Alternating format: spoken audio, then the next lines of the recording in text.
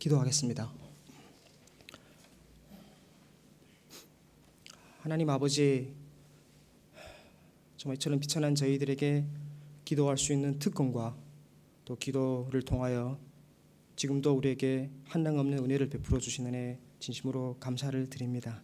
하나님, 정말 기도를 통하여서 하늘에 계신 우리 아버지와 저희가 교제할 수 있고, 또 하나님께서 우리에게 하나님 뜻을 보여주시고 그 뜻 가운데 우리가 살아갈 수 있도록 인도해 주시고 보호해 주시고 공급해 주셔서 또한 감사를 드립니다. 지금 하나님 자녀로서 이 땅 살아갈 때 과연 어떤 것이 하나님의 뜻을 이루며 살아가는 것인지를 저희들이 배우기 위하여 예수 그리스도께서 가르쳐 주신 주기도를 지금 묵상하고 배워가고 있는데, 하나님, 이 주기도를 통하여서 정말 그 기도의 강구 하나하나를 통하여서 정말 우리가 이 땅을 과연 어떻게 살아가는 것이 하나님의 뜻을 이루어 가신지를 배우고 묵상하고 또 그대로 행할 수 있도록 도와주시옵소서. 하나님, 정말 우리는 잘 알고 있다, 난 잘하고 있다는 이런 선입견과 교만이 아니라 겸손하게 하나님 앞으로 나올 때 하나님께서 말씀을 통하여 또 성령을 통하여서 우리를 새롭게 하여 주시기를 원합니다. 정말 기도 외에는 다른 길이 없음을 저희들이 잘 알고 언제나 기도로서 하나님을 의지하며 살아가는 저희 될 수 있도록 주님 도와주시옵소서. 예수님 이름으로 기도합니다. 오늘은 그 성경의 주기도문의 첫 간구인 그 이름이 거룩히 여김을 받으시고라는 내용을 이렇게 함께 살펴보도록 하겠습니다. 앞서 저희는 그 주기도에 나오는 하나님의 호칭에 이렇게 따라서 우리의 기도의 대상이신 하나님이 과연 어떤 분인지를 이렇게 살펴보았습니다. 우리 그 기도의 대상에 대한 지금의 인식과 이해가 우리의 기도의 방향과 내용을 이렇게 결정하기에 정말 기도를 하기 전에 우선 기도와 관련하여 하나님에 대해 정확하게 알고 확고한 믿음을 수립하는 것은 아주 중요합니다. 다시 말씀드리자면 우리의 기도를 들으신 하나님은 뭡니까? 하늘에 계신 우리 아버지이십니다. 하나님은 우리를 자신의 자녀로 삼으시고 친절하게 대해주시는 우리 아버지일 뿐만 아니라 뭡니까? 우주 만물을 창조하시고 다스리시는 절대 주권과 권세를 가지신 분이십니다. 우리가 매번 기도할 때 이런 분을 이렇게 사실 대하는 것이거든요. 그래서 이 하늘에 계신 우리 아버지라는 이 호칭은 우리의 기도의 아버지로 인한 그 친절감과 또 하늘에 계신 분으로 인한 이 경외감이 아름다운 조화를 이루도록 한다는 것입니다. 지난번 설교 두 번에 걸쳐 말씀을 드렸지 않습니까? 이 친절감과 이 경외감, 이 둘 중에서 어느 것 하나 없거나 혹은 어느 것 하나에 치우치면 우리의 기도 생활은 풍부한 은혜를 경험하기 어렵다는 것입니다. 혹시 여러분의 기도는 이 친절감과 이 경외감이 아름다운 조화를 이루고 있습니까? 오늘부터는 그 주기도의 간구 내용을 이렇게 하나씩 구체적으로 살펴볼 건데요. 오늘은 이 첫 간구인 이름이 거룩히 여김을 받으소서라는 내용을 보겠습니다. 그럼 왜 이 주기도는 첫 간구로 우리에게 하나님의 이름을 거룩히 여김을 받으시기를 간구하라고 지금 가르치고 있을까요? 하나님의 이름을 거룩하게 한다는 것은 어떤 의미일까요? 또 어떻게 사는 것이 하나님의 이름을 거룩하게 하는 삶일까요? 오늘은 이런 시각에서 이 첫 간구 내용을 살펴보도록 하겠습니다. 그 주기도의 첫 간구가 다름이 아닌 하나님의 이름이 거룩히 여기시기를 간구해야 하는 이 이유를 알려면 우선 하나님의 이름에 관한 성경의 그 교훈들을 우리는 살펴보아야 됩니다. 왜 하나님께서 우리에게 제일 먼저 하나님의 이름이 거룩히 여김을 이렇게 간구하러 했을까? 첫 번째로 뭔가 하면 하나님 자신은 자신의 이름이 거룩히 여겨지기를 열망하시는 분이시기 때문에 그랬습니다. 하나님 자신이 뭐라고요? 자신의 이름이 거룩히 여겨지기를 갈망하시는 분이기 때문에 그랬습니다. 하나님은 자기 이름에 대한 특별히 관심을 보이시는 분이십니다. 하나님은 자기 이름이 더럽혀지는 것을 도저히 용납하지 못하십니다. 그래서 우리가 성경을 보게 되면 하나님은 십계명을 통해서 뭐랍니까? 그분의 이름을 망령되이 부르지 말라고 이렇게 엄히 명하셨습니다. 그런데 우리 인간 안에는 끊임없이 하나님의 이름을 더럽히려는 죄성이 도사리고 있습니다. 인간은 하나님의 이름을 헛되이 부르며 그 이름을 더럽히고 심지어 그 이름을 주술적으로 사용하려고 하는 경향이 있습니다. 예전에 예수 이름으로 복 받고 예수 이름으로 병을 고치고 예수 이름으로 귀신을 쫓아내는 등 이런 다양한 예수 사용 이름 사용법 이런 것이 기록된 책을 본 적이 있습니다. 이것은 모두 인간의 목적과 유익을 위해 그 이름으로 하나님을 조종하려는 시도입니다. 어찌 보면 알라딘의 그런 요술 램프처럼 그 이름을 부르면 신이 이렇게 나타나서 하인처럼 시중을 들어야 한다는 것입니다. 우리 역시 필요할 때 그 이름을 부르면 나타나 도움을 제공하는 하나님을 원할 때가 많습니다. 그것도 하나님의 이름을 망령되이 부르는 것입니다. 하나님의 이름을 더럽히는 이 인간의 이런 부패성을 하나님께서는 아시기에 하나님은 우리가 성경을 보게 되면 자신의 이름을 알려주기를 이렇게 매우 꺼리십니다. 구약을 보면 그런 대목이 종종 등장을 합니다. 그 성경 이런 구절이 있습니다. 야곱이 청하여 이르되 당신의 이름을 알려주소서. 그 사람이 이르되 어찌하여 내 이름을 묻느냐 하고 거기서 야곱에게 축복한지라. 뭡니까? 어찌하여 내 이름을 묻느냐. 그래서 이런 성경 내용을 보면서 하나님은 이름이 없다, 또 혹은 하나님께는 이름을 붙일 수 없다라고 주장하는 사람들도 있습니다. 어느 정도 일리는 있습니다. 우리는 왜 그런가 하면 우리는 이름을 붙이는 그 행위를 통해서 그 사물을 규정하기 때문에 그렇습니다. 이름은 사물의 어떤 특성을 드러내기 위해 붙이는 건데 이름을 붙이는 순간 이 사물이 갖는 다른 특성은 가려지고 맙니다. 하지만 우리 하나님은 어떤 이름으로도 규정할 수 없는 분이십니다. 그 창세기를 보게 되면 아담이 이렇게 에덴 동산에서 동물들한테 이름을 지어 주십니다. 그 아담이 동물들에게 이름을 지어 줄 때 그것은 뭡니까? 아담이 그들을 다스리는 권한을 가졌다는 것을 의미합니다. 만약 그런 인간이 하나님께 이름을 붙이게 된다면 어떨까요? 하나님을 마음대로 조종하고 지배할 수 있는 대상으로 삼을 수 있게 될 것입니다. 따라서 인간은 하나님께 임의로 이름을 붙일 수가 없습니다. 오직 하나님만이 자신의 이름을 계시해 주셔야만 우리는 그분을 알 수 있습니다. 사실 저희도 마찬가지 아닙니까? 아무에게나 이름을 알려주지 않죠. 그렇죠? 길 가는 사람한테 내가 누구다 이렇게 말하지 않지 않습니까? 이름을 말하고 연락처를 나눈다는 것은 뭘 의미합니까? 좀 더 친숙한 관계를 맺게 되었음을 뜻합니다. 마찬가지로 하나님을 만나 이름을 알게 된 것도 하나님과 특별한 관계를 맺는다는 의미입니다. 하나님이 우리 이름을 아시고 우리에게 자신의 이름을 친히 알려주신다는 것은 어찌 보면 굉장한 놀라운 일입니다. 이게 하나님은 아무에게나 이름을 알려주시지 않습니다. 따라서 하나님의 이름을 마침내 안다는 것은 우리에게는 실로 엄청난 특권이 아닐 수가 없습니다. 여러분은 하나님을 만나서 이름을 주고 받으셨습니까? 이것이 우리가 왜 기도할 때 첫 강구로 하나님의 이름이 거룩히 여김을 구해야 되는지 이유입니다. 뭡니까? 하나님 자신이 자신의 이름이 뭡니까? 거룩히 여김을 받기를 원하시기 때문에 그렇습니다. 그리고 두 번째는 그런가 하면 뭔가 하면 하나님의 그 이름은 그 이름의 의미대로 반드시 성취하시는 하나님의 약속이에요. 하나님의 이름에 뭡니까? 하나님의 약속이 들어있습니다. 그 구약을 보면 하나님의 이름을 알아내는데 성공한 사람이 바로 모세예요.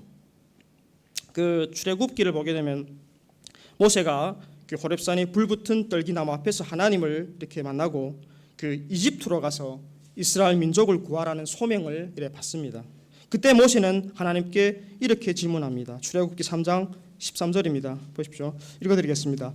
모세가 하나님께 아뢰되 내가 이스라엘 자손에게 가서 이르기를 너희의 조상의 하나님이 나를 너에게 보내셨다 하면 그들이 내게 묻기를 그의 이름이 무엇이냐 하리니 내가 무엇이라고 그들에게 말하리까. 이 대목에서 뭡니까? 하나님의 이름을 도저히 알려주지 않을 수 없도록 지금 모세는 이렇게 몰아붙입니다. 그 요청에 따라 하나님은 처음으로 그분의 어찌 보면 숨은 이름을 이렇게 알려주십니다. 그 이름이 무엇입니까? 출애굽기 3장 14절입니다. 아래 구절입니다. 하나님이 모세에게 이르시되 나는 스스로 있는 자이니라. 또 이르시되 너는 이스라엘 자손에게 이같이 이르기를 스스로 있는 자가 나를 너희에게 보내셨다 하라. 하나님은 뭐라고 본인의 이름 말합니까? 스스로 있는 자다. 이름이 참 기이합니다. 그 뜻이 무엇인지 헤아리기가 사실 어렵습니다. 그 영어로는 뭐 다 아시겠지만 보니까 I am who I am입니다. 직역하면 뭡니까? 나는 나다. 나는 나다. 뭐 이 말의 의미가 무엇인지에 대해서 지금도 논쟁이 이렇게 끝이 없습니다. 하지만 우리는 이 말을요 문맥 속에서 이해할 필요는 있습니다. 바로 그 뒤에 구절에 그 15절에 이렇게 말합니다. 들어보십시오. 하나님이 또 모세에게 이르시되 너는 이스라엘 자손에 이같이 이르기를 너의 조상의 하나님 여호와 곧 아브라함의 하나님 이삭의 하나님 야곱의 하나님께서 나를 너희에게 보내셨다 하라. 이는 나의 영원한 이름이요 대대로 기억할 나의 칭호니라. 뭐랍니까? 여기서 뭐 실마리가 있지 않습니까? 하나님은 자신을 뭐라고 말합니까? 아브라함과 이삭과 야곱의 하나님이라고 지금 말씀하십니다. 하나님은 자기 이름을 통하여 자신을 지금 백성들과 하나로 연결짓습니다. 즉 그들과 함께함으로 언약을 성실하게 성취하신 하나님으로 지금 자신을 계시하고 계시는 것입니다. 그리고 뭐랍니까? 또한 하나님 그 언약에서 뭐랍니까? 내가 반드시 너와 함께 있으리라고 이렇게 약속하셨습니다. 이걸 정리하면 뭡니까? 나는 나다와 내가 너희와 함께 있으리라는 말씀이 뭐요? 서로 평행을 지금 이루고 있습니다.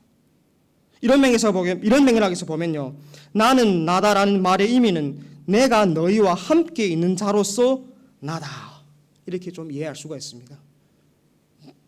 여기에 대해서 그 예일대학교의 그 브레바드 차일즈라는 신학자가 이 문장을 뭐랬냐면 미래를 가리키는 미완료 시제로 이렇게 해석을 했습니다. 번역하면 이렇습니다. 나는 나일 것이다. 좀 어렵더라고요. 그런데 이해를 돕기 위해서 저도 이렇게 좀 설명드리겠습니다. 이분은 이렇게 말합니다. 이것을 사람들은 미래에 하나님이 하시는 일을 보고 하나님의 목적을 체험할 것이다 라는 의미로 이렇게 이해를 했습니다. 즉 하나님이 미래에 하시는 일을 보고 그의 목적을 알게 된다는 것입니다. 여기서 하나님이 자기 이름을 더 밝히 계시할 미래가 예고되므로 그 이름의 미래성을 엿볼 수 있다 이런 얘기입니다.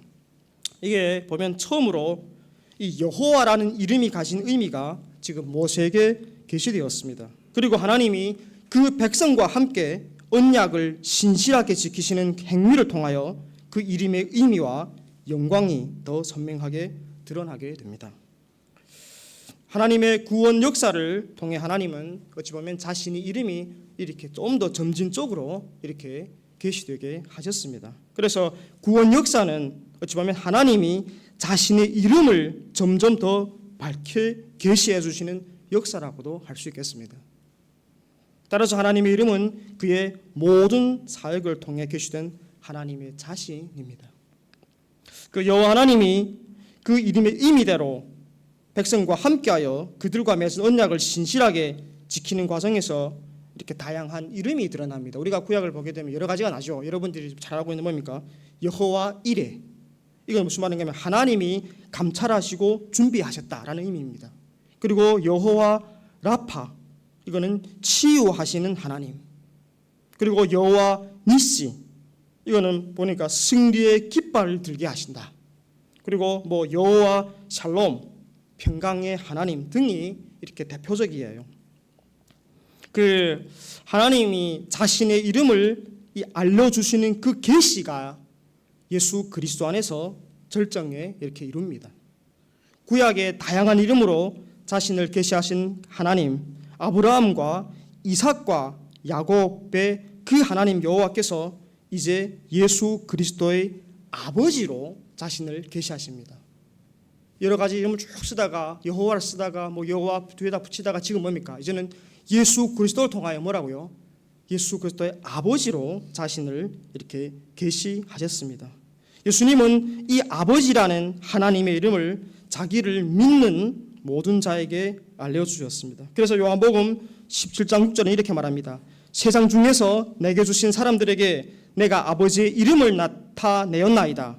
그들은 아버지의 것이었는데 내게 주셨으며 그들은 아버지의 말씀을 지키었나이다.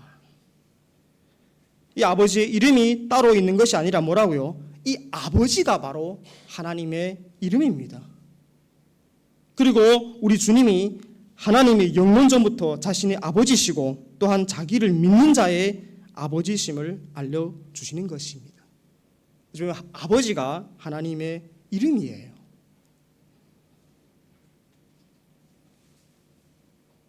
그 이름 안에 어찌 보면 놀라운 구원의 은혜와 그리고 그 구약에 약속된 새 언약의 모든 은총과 새 창조의 능력이 담겨져 있습니다. 그 이름을 통해서 모든 구원의 은혜와 권능이 이렇게 역사하십니다. 누구든지 놀라운 그 이름 예수 그리스도를 부르면 구원을 받게 되어 있습니다. 이것이 바로 주기도의 첫 간구에서 우리에게 아버지의 이름이 거룩히 여김을 받으시길 위해 간구하라고 하신 이유예요. 아주 중요한 두 가지 원인입니다. 뭡니까? 하나님은 자신의 이름이 거룩히 여기지를 열망하시는 분이실 뿐만 아니라 자신의 이름에 담긴 그 약속을 반드시 성취하시는 분이시기 때문입니다. 언약을 신실하게 지키시는 그 하나님의 성품으로 인해서 우리에게도 하나님께서는 예수 그리스도를 통해 이 아버지라는 이름을 계시해 주셨고 또한 그 이름을 부르는 모든 자에게 구원의 은총과 권능을 주셨다는 사실입니다. 사실 이것이 우리가 받은 구원입니다. 자신의 이름을 거룩하게 하시는 하나님의 그 어찌 보면 열심의 결정체가 바로 오늘날 우리가 받은 구원이고 삶 속에서 누리고 있는 구원의 은혜라는 것입니다. 이것이 복음이에요. 그래서 이런 의미에서 그 주기도의 첫 간구인 이름이 거룩히 여김을 받으소서는 우선 뭡니까? 간구인 동시에 뭐랍니까? 송영이고 찬양이에요. 이 복음의 진리를 깨달은 사람은 하나님의 그 이름이 지극히 존귀함을 찬양하지 않을 수가 없습니다. 나아가서 그 이름을 거룩하게 하라는 어찌 보면 소원이 이렇게 불탈 거예요. 복음을 참으로 깨닫고 믿는 사람에게 이 첫 번째 강구는 온 마음을 사로잡는 어찌 보면 우리의 갈망과 소원입니다. 그래서 이 첫 강구는 정말 우리가 바르게 기도해 본 한지를 진단해 볼 수 있는 시금석이라고 저는 생각을 해요. 정말 우리 기도가 바르게 하고 있느냐, 우리의 기도의 중심이 하나님인지 아니면 우리 자신인지, 우리가 하나님 나라를 지향하는지 아니면 이 세상을 지향하는지를 확실히 볼 수 있게 하십니다. 이 우리의 기도의 중심이 바르지 않으면 우리의 기도는 자연스럽게 자기중심적이고 세속적이고 기복적인 방향으로 흐를 수밖에 없습니다. 그래서 우리의 그 주기도의 첫 강구는 우리의 심령과 영적인 상태를 하나 앞에서 진단하고 회개로 나아가게 합니다. 저희 집 애 이름이 이렇게 정다은입니다. 우리말로 이렇게 다함이 없는 하나님의 은혜라는 그런 뜻입니다. 이 이름을 지어준 목적은 이게 이제 애가 자라면서 항상 하나님의 그 다함이 없는 은혜를 기억하기를 바라는 것이었는데요. 지금까지 보면 집 애보다는 저희가 그 이름으로 인해서 하나님께 나아가는 경우가 더 많습니다. 삶의 여러 가지 어려움이나 문제 앞에서 특히 요즘 저희 집 애가 이렇게 중학교 들어가는 문제 때문에 걱정과 또 이런 염려와 불안이 이렇게 닥칠 때마다 이 다은이라는 이 이름의 다함이 없는 하나님의 은혜를 다시금 바라보게 된다는 사실입니다. 오늘 여기까지 온 것도 모두 하나님의 전적인 은혜라는 그 사실을 상기시켜 줌으로써 감사와 찬양이 이렇게 나오게 하는 동시에요. 내일을 향해 또 애의 미래를 향해 하나님께서 베푸실 그 변함이 없는 은혜에 우리의 초점을 집중시켜 주시고 하나님의 은혜를 기대하고 우리를 평안으로 인도해 주시는 것을 우리는 늘 경험합니다. 이렇게 심령의 뭐랍니까 이런 것을 심령의 개인의 심령을 부흥을 경험할 때마다 제가 지배에게 이렇게 말합니다. 다은아, 네 이름이 정말 좋다. 네 이름이 정말 좋다. 본인은 좋은지 모르겠죠. 근데 우리는 그 이름을 부를 때마다 그 이름을 질 때 하나님께서 주신 그 은혜에 대한 감격이 생각나고요. 또 앞으로 똑같이 하나님이 변함없이 그런 은혜를 주실 거라는 기대가 생기게 되고요. 또 그 기대 때문에 불안보다는 걱정보다는 평안과 기쁨 속에서 늘 이렇게 교차와 변화를 경험하는 지금 일상을 보내고 있습니다. 주기도의 이 첫 간구인 이 이름이 거룩히 여김을 받으소서는 이 간구가 그러니까 순서대로 우리가 주기도문을 매번 할 때마다 순서대로 읽어 내려가는 주문이 아니라 정말 우리 인생에 베푸신 하나님의 은혜에 대한 그 자발적이고 자연스러운 감사와 찬양이 되고 주기도를 또 할 때만이 아니라 우리 삶의 현장에서 일상에서 각종 문제와 어려움과 고난을 잘 이겨나갈 수 있는 저는 믿음의 강화제가 되기를 바랍니다. 그래서 이 주기도문 할 때마다 주문처럼 이름이 그렇게 첫 마디는 그거 하는 게 아니라 그걸 할 때마다 하나님의 이 아버지라는 이름을 주신 하나님의 그 은혜에 대한 상기와 기대와 또 그게 확신이 드러나는 그런 간구가 되기를 이렇게 바랍니다. 이게 우리가 이름이 거룩히 여김을 받는다는 간구가 의미하는 첫 번째 의미고요. 그런가 하면 이거는 감사와 송영일 뿐만 아니라 동시에 하나님의 이름을 존귀하게 여기며 살겠다라는 고백과 결단이에요. 이게 하나님 주신 은혜 감사와 찬양일 뿐만 아니라 나는 하나님 이름을 존귀하게 여기겠다는 고백과 결단이에요. 아버지 이름이 거룩하게 되기를 바라는 그 간구는 뭡니까? 1차적으로 하나님께 우리에게 그렇게 해달라고 요청하는 간구입니다. 그러면 왜 우리가 하나님께 하나님의 이름이 거룩히 여김을 받으소라고 구할까요? 왜 그걸 구합니까? 그것은 하나님만이 그 이름을 거룩하게 하실 수 있기 때문입니다. 우리의 노력은 결코 하나님의 이름을 거룩하게 할 수가 없습니다. 우리에게는 그럴 능력 자체가 없어요. 부패성으로 가득한 우리에게는 뭐가 있습니까? 하나님의 이름을 더럽힐 수 있는 힘만 있을 뿐입니다. 하나님은 자신의 이름을 거룩하게 하는데 어찌 보면 무한한 열심을 가지고 계신 분이세요. 하나님 아버지는 예수 그리스도를 통해 자신의 이름을 선명하게 알린 동시에 결정적으로 거룩하게 하셨습니다. 예수님이 이 땅에 오신 목적은 아버지의 이름을 알리는 동시에 이스라엘 백성으로 인해 더럽혀진 하나님의 이름을 거룩하고 영화롭게 하기 위한 것이었습니다. 그래서 요한복음 12장 27절 28절은 이렇게 말합니다. 지금 내 마음이 민망하니 무슨 말을 하리요? 아버지여 나를 구원하여 이 때를 면하게 하여 주옵소서. 그러나 내가 이를 위하여 이때에 왔나이다. 아버지여 아버지의 이름을 영광스럽게 하옵소서. 예수님께서 이 땅에 오신 목적이 뭡니까? 가장 중요한 목적이 하나님의 이름을 거룩하게 영광스럽게 하는 것입니다. 영광스럽게 하옵소서 하시니 이에 하늘에서 소리가 나서 가로되 내가 이미 영광스럽게 하였고 또 다시 영광스럽게 하리라 하신대. 하나님께서 범죄로 말미암아 멸망한 이스라엘을 회복하신 것은 그들을 어찌 보면 위한 것이 아니라 하나님의 자신의 이름 때문이었습니다. 물론 이방의 속박 아래 고통받는 이스라엘 백성을 긍휼히 여겨서 그들을 해방하시려는 소원도 분명 있었을 겁니다. 그러나 그보다도 하나님의 자신의 이름을 위하시는 열심이 더 우선이었습니다. 그 이름에 담긴 하나님 자신의 모든 영광스러운 성품 때문에 그 약속을 반드시 지키시는 하나님의 신실하심 때문에 버림받고 심판을 받아 마땅한 그들이 구원받게 된 것입니다. 우리의 구원도 역시 마찬가지입니다.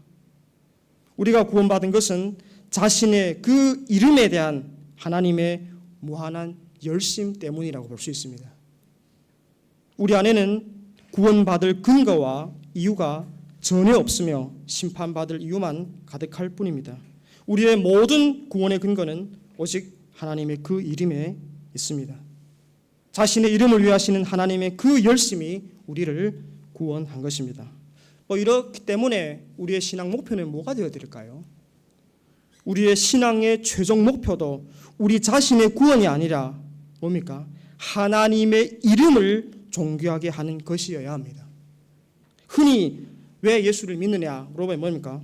내가 구원받기 위해서라고 말을 합니다. 그것은 구원에 대한 지극히 자기중심적인 이해에서 나온 대답입니다. 우리가 예수님을 믿는 것은 뭡니까? 바로 아버지의 이름을 높이기 위해서입니다. 우리가 아버지의 이름을 높인다는 것은 이렇게 교회당에 와서 예배하고 찬양하고 성경을 읽고 봉사하는 것 등을 말합니다. 하지만 그것이 전부가 아닙니다. 오히려 그것보다 우리의 일상에서 하나님을 존귀하게 여기는 것이 더욱 중요합니다.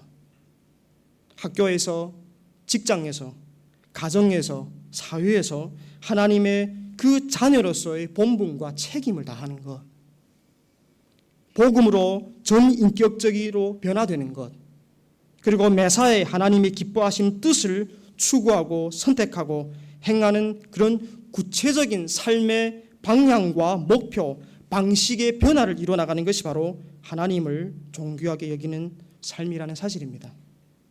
그래서 앞으로 우리가 전도할 때도 전도의 개념도 하나님 중심적으로 이렇게 전환할 필요가 있겠다는 생각을 했습니다.